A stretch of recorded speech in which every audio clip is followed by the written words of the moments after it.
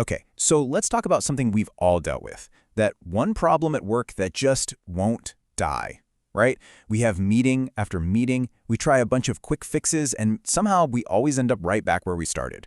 Well, today, we're going to get into why that happens, and more importantly, how to solve the real problem lurking underneath the surface.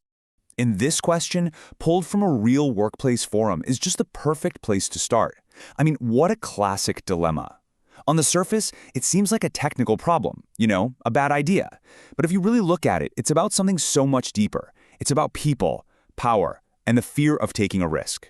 Because the real issue here isn't the impractical solution itself, it's the human stuff. It's that fear of speaking up, of challenging your boss, of maybe looking like you're not a team player. The problem isn't the what, it's the who and the how.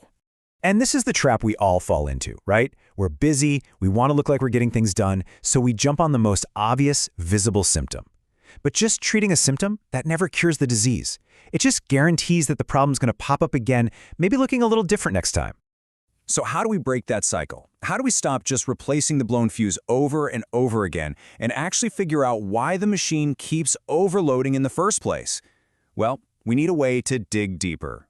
And the tool for this is something called root cause analysis, or RCA for short. It's basically a structured way to keep asking why until you can't ask it anymore. You push past the easy answers until you hit that one fundamental thing that, if you fix it, the problem goes away for good. Let's make this real with a classic example. You start with the symptom, the machine's dead. Why? The fuse blew. Easy fix, right? Just pop in a new one. But if you stop there, you're going to be replacing fuses for the rest of your life. So you have to keep digging. Why did the fuse blow? The machine was overloaded. Why was it overloaded? A bearing wasn't getting enough oil. Why not? The pump failed. And why did the pump fail? Ah, there it is. A design flaw lets junk get into the pump. That's the root cause. Fixing the design flaw is how you actually solve the problem.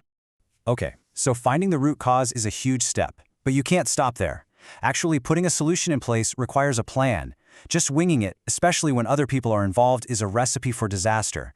You need a map, a structured process to guide you. And a fantastic blueprint for this is the 6-step problem-solving model. It's just a clear, repeatable path that takes all the guesswork out of it. It gives you and your team a logical way to get from uh-oh to all done. And the steps just make sense. You start by defining what the real problem is. Then, and notice how early this comes in, you figure out that root cause. It's only after that, after you truly understand the issue, that you start brainstorming solutions, picking one, trying it out, and then checking to see if it actually worked. But here's the thing. It's not really a straight line. The best problem solving is more like a loop. You evaluate the outcome, and that might teach you something new, which helps you redefine the problem a little better, and you start the cycle again. The goal isn't just to fix one thing, it's to constantly learn and improve. Now, this 6-step model isn't the only game in town. There are others like the super data-driven DMAIC model used in Six Sigma. Honestly, the specific framework you use matters less than the fact that you're using one. Having a structured approach is a massive piece of the puzzle, but it's still only one piece. So let's say you've done everything by the book. You identified the root cause. You used a structured 6-step model. You have this perfect, elegant plan on paper. So why do these things still manage to fall apart so often? What are we missing? It's because the most brilliant process in the universe is completely useless without the right environment. That perfect blueprint doesn't matter one bit if the person who sees a crack in the foundation is too scared to say anything. The crucial ingredient, always, is the people. And that brings us to the real heart of it all, psychological safety. This term, from Harvard's Amy Edmondson, is all about the shared belief that it's okay to take a risk on your team. It means you can ask a question, challenge an idea, or even admit you screwed up without being humiliated or punished for it.